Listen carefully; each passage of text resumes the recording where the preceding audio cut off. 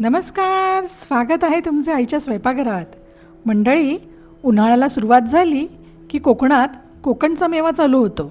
काजूच्या बिया, कोकम, आंबा, वाल असे अनेक पदार्थ यायला सुरुवात होते. त्यात अगदी सुरुवातीला येतात त्या काजूच्या बिया. याची भाजी एकदम अप्रतिम लागते. ही भाजी करण्याची पद्धत अगदी सोपी आहे, पण चवीला आहाहा काय सांगू.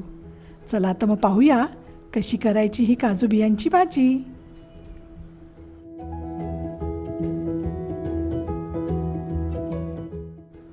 या पहा, या ना काजूच्या बिया आहेत. यांना मी कोमट पाण्यात अर्धा तास भिजत ठेवल्या होत्या. आता पहा, याची सालं किती पटकन निघत आहेत. अशा सगळ्या बिया आपल्याला सोलून घ्यायच्या आहेत.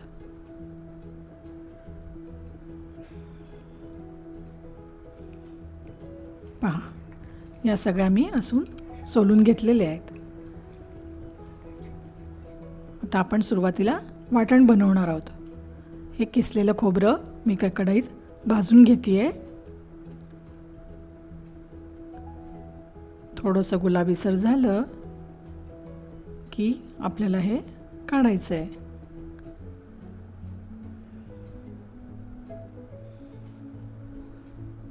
हे गार झाल्यानंतर आपल्याला मिक्सरमधनं वाटून घ्यायचं आहे.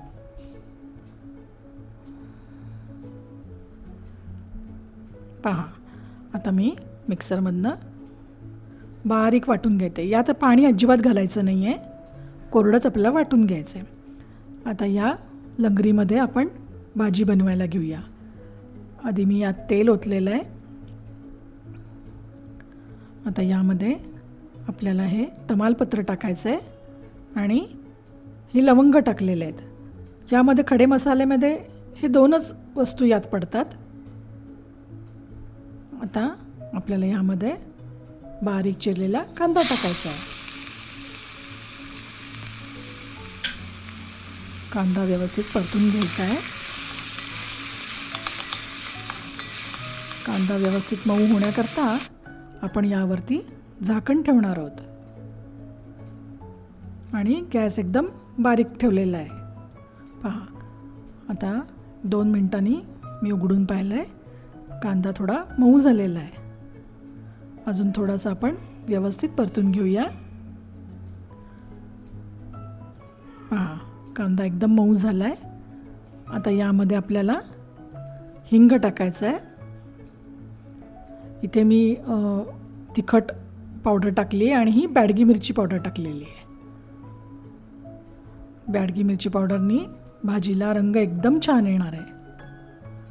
आता यामध्ये आपल्याला आलं लसणाची पेस्ट टाकायची आहे. ती व्यवस्थित परतून घेऊया.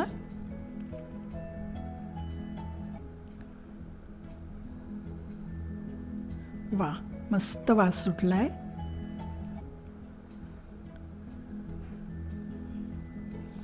आता यामध्ये आपल्याला काजू बिया ज्या आपण सोललेल्या आहेत त्या आणि हा बटाटा असा चौकोनी कापून घेतला आहे मी. हे दोन्ही आपण यावरती टाकणार आहोत. आता यावरती आपल्याला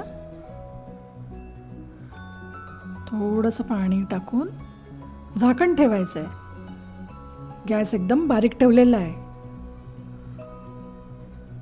आता झाकणावरती मी पाणी ओतते. जसं जसं पातेलं गरम होईल, आतली भाजी शिजायला लागेल, तसं वरचं पाणी गरम होतं. पहा, आता यामध्ये मीठ टाकते आणि थोडंसं परतून घेते.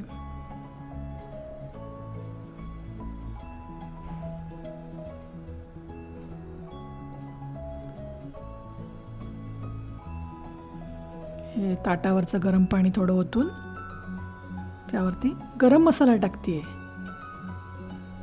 आणि हे आता झाकून परत याला वाफ घ्यायची आहे. गॅस बारीकच ठेवलेला आहे. ताटावरचं पाणी जसं तापेल तसं त्यात आपल्याला ते ओतायचं आहे. पहा, असं बारीक गॅसवरती आपल्याला बटाटे शिजवून घ्यायचे आहेत. काजू बिया पटकन शिजतात. बटाटे शिजायला थोडा वेळ लागतो.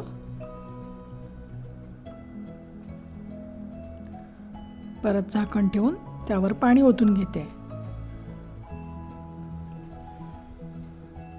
आणि पहा आता वाफ यायला लागली पाण्याला. आता आपली भाजी पण उकळायला लागलेली आहे. व्यवस्थित ढवळून घेऊ. एकदा बघू बटाटा शिजलाय का. नाही, अजून शिजायला हवाय. परत झाकण ठेवून देऊया. यातलं थोडंसं पाणी टाकून मी झाकण ठेवून देते. बारीक गॅसवरतीच याला शिजून घेते. 2 मिनिटांनी मी झाकण उघडलंय आणि आता परत एकदा बघते. 90% बटाटा शिजलेला आहे. आता या स्टेजला आपल्याला यामध्ये आपण जे खोबऱ्याचं वाटण बनवलेलं आहे ना, ते यात टाकायचं आहे. आता व्यवस्थित ढवळून घेते, मिक्स करून घेते. या खोबऱ्याला थोडासा वास असतो, तो जाण्याकरता आपल्याला आता ती भाजी अजून थोडी उकळून घ्यायची आहे. असंच ताटावर पाणी ठेवलेलं आहे. पहा आता 2 मिनिटांनी मी उघडल्यानंतर चांगलं उकळत आहे मिश्रण.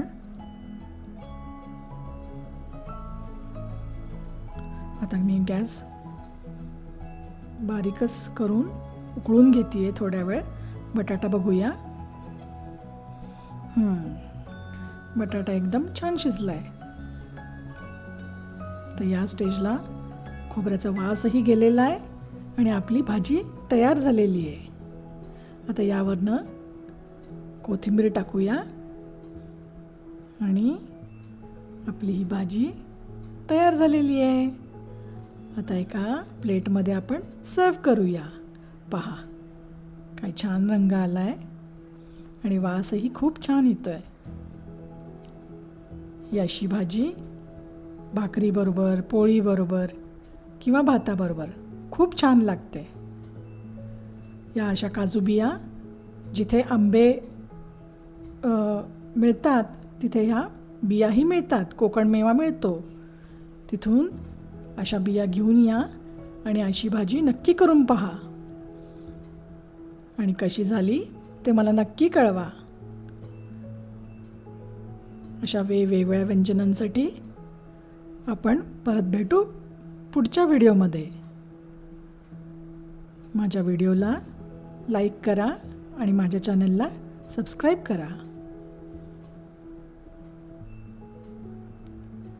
व्हिडिओ बघितल्याबद्दल धन्यवाद.